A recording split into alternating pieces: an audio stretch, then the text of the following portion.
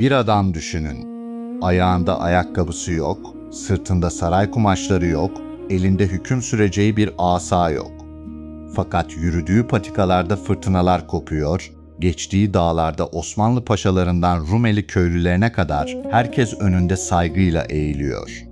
O, ne medresenin dar kalıplarına sığdı ne de sarayların ihtişamlı kapılarına eyvallah etti. İşte Fatih Sultan Mehmet'in çağında, Balkanların sisli dağlarında bir kasırga gibi esen, Osmanlı tarihinin en gizemli, en çılgın, en sarsıcı Bektaşi ereni Osman Baba. Peki kimdi bu garip derviş? Neden koskoca vezirler onun bakışlarından çekinir? Neden Hristiyan ve Müslüman halklar aynı sofrada onun adıyla lokma paylaşırdı? Onu bir tekke şeyhinden çok daha öteye taşıyan, padişahlarla karşı karşıya getiren ve aradan 500 yılı aşkın zaman geçmesine rağmen Bulgaristan dağlarında hala çerağını yandıran o sır neydi? Bu soruların cevabını bulmak için yönümüzü 15. yüzyılın ortalarına, Osmanlı'nın Rumeli topraklarında şimşek gibi çaktığı o büyük fetih yıllarına dönmemiz gerekiyor. Fatih Sultan Mehmet İstanbul'u alıp krallıkları dize getirirken, Balkanlar sadece kılıçla değil, bir başka ruhla yeniden şekilleniyordu. Osman Baba'nın doğduğu gün, çocukluğunu geçirdiği yer resmi tarih belgelerinde karanlıktadır. Ancak onun yaşadığı çağa en yakın ve en sarsıcı tanık, müritleri tarafından kaleme alınan Kadim Osman Baba velayetnamesidir. Bu eser, tarihçilerin önüne alışılmışın dışında büyüleyici ve bir o kadar da çalkantılı bir dünya serer. Çünkü Osman Baba, duvarlar arasına kapanan bir şeyh değildir. O, sınırları, kuralları ve tabuları yıkarak yaşayan, yeryüzünü kendine mekan kılan hür bir abdaldır. Fatih dönemi Osmanlı yönetimi, Rumeli'de fethedilen topraklara kaleler inşa ederken, aynı zamanda bu topraklara dervişleri yerleştiriyor, sosyal düzeni kuruyordu. Fakat Osman Baba, bu düzenin alışılmış aktörlerinden biri olmayı reddetti. O, görkemli binalar yaptırmak, büyük vakıflar kurmak yerine yalın ayak, başı açık bir şekilde Bulgaristan'dan Yunanistan'a, Kuzey Makedonya'dan Trakya'ya kadar köyleri, dağları, ovaları adımladı. Velayetnamede aktarılan anlatılara göre Osman Baba klasik dini kalıpların çok ötesinde bir hakikat dili kullanıyordu. Metinlerde onun sembollerle konuştuğu, doğadaki unsurları birer işaret gibi okuduğu ve medrese ulemasının kalıplarını alt üst ettiği anlatılır. Bu durum, dönemin bazı devlet görevlileri ve uleması arasında tedirginlik yarattı. Çünkü Osman Baba, hiçbir otoriteye eyvallah etmeyen, halkın içindeki yoksulların, garibanların yanında duran ve adaletsizliğe karşı sesini yükselten bir duruşa sahipti. Bektaşi sözlü geleneğinde Fatih Sultan Mehmet ile Osman Baba'nın karşı karşıya geldiği o meşhur karşılaşma anlatısı, işte bu duruşun en büyük simgesidir. Rivayete göre Cihan Padişahı Fatih, Rumeli seferleri sırasında bu sıra dışı dervişin şanını duyar ve onunla buluşur. Padişahın huzurunda geri adım atmayan, dünya saltanatına zerre kadar tamah etmeyen Osman Baba, padişaha mülkün asıl sahibinin kim olduğunu hatırlatan o sarsılmaz irfan duruşunu sergiler. Tarihçiler bu olayı resmi belgelerle doğrulamanın mümkün olmadığını söylese de, halk hafızası bu anlatıyla şu mesajı verir: dünya saltanatı geçicidir ama gönül saltanatı sonsuzdur. Osman Baba'nın tarihsel ve manevi etkisinin en somut, en görkemli hale geldiği yer, bugünkü Bulgaristan'ın Haskovo bölgesi olmuştur. O, Sarp dağların, heybetli meşe ağaçlarının ve yeşil ormanların kucakladığı bu zorlu coğrafyayı, yalnızlığın değil, asırlar boyu sürecek olan büyük bir manevi merkezin kalbi haline getirdi. Onun çevresinde kenetlenen, onun nefesiyle aydınlanan binlerce insan, sanıldığı gibi sadece Anadolu'dan gelmiş Müslüman Türkmen topluluklarından oluşmuyordu. Balkanların kadim Hristiyan halkları da, yerel köylüler de onun kapısına geldiğinde, adalet, merhamet ve hiçbir dünyalık çıkar gözetmeyen derin bir insan sevgisi buldu.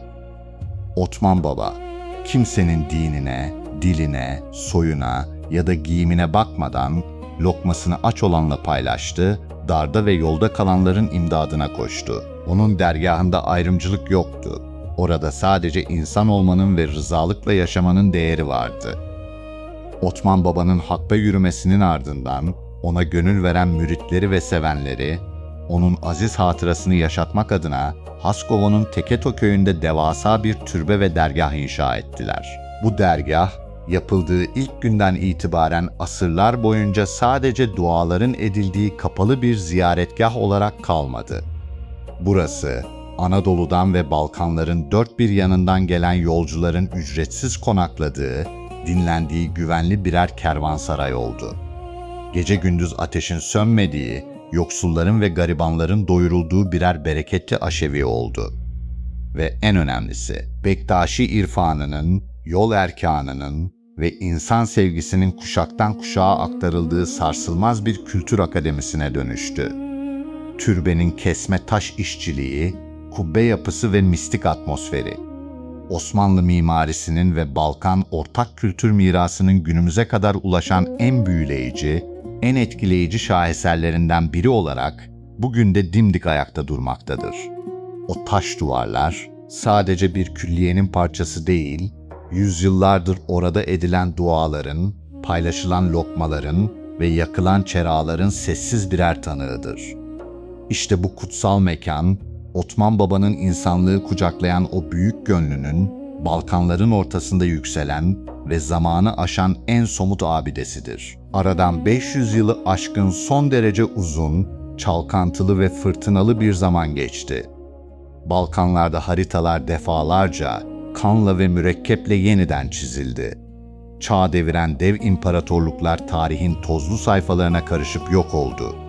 Büyük savaşlar yaşandı, krallıklar çöktü, sınırlar kapandı ve kadim şehirler isim değiştirdi.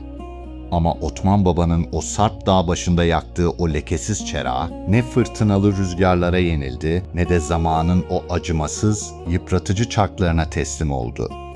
Bugün hala Bulgaristan'daki Haskovo bölgesine, o sessiz Teketo köyüne doğru yol aldığınızda zamanın yavaşladığını ve havanın değiştiğini hissedersiniz.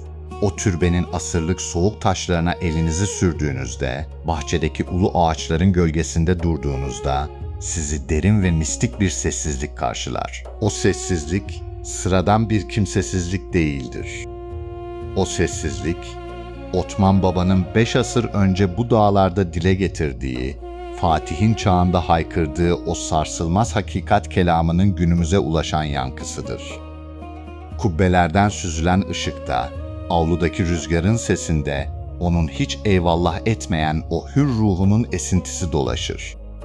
Zaman değişti, insanlar yer değiştirdi. 20. yüzyılın zorlu göç yolları, Alevi Bektaşi topluluklarını Balkanların köylerinden alıp Türkiye'nin metropollerine ve Avrupa'nın dört bir yanına savurdu.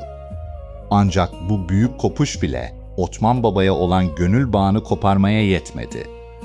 Bugün Türkiye'den, Balkanların farklı ülkelerinden ve Avrupa'nın dört bir yanından gelen canlar her yıl otobüslerle, araçlarla bu dağ köyüne akın etmeye devam ediyor. Onun huzurunda niyaz etmekte, aynı kapının eşiğinde buluşmakta, dualar etmekte ve yanlarında getirdikleri lokmaları aynı sofrada rızalıkla paylaşmaktadır. Bağlama tellerinden süzülen o hüzünlü nefeslerde, semaha kalkan ellerde ve edilen gülbenklerde onun adı bugün de büyük bir hürmetle anılıyor.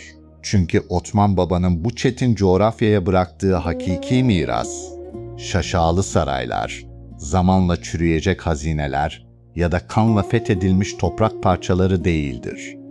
Onun bıraktığı miras, insanı dünyalık makamlara, rütbelere ya da zenginliğe göre değil, sadece ve sadece insan olduğu için kucaklayan o engin hoşgörü felsefesidir. Baskıya, haksızlığa ve adaletsizliğe karşı boyun eğmeyen, güce eyvallah etmeyen o bağımsız derviş duruşudur.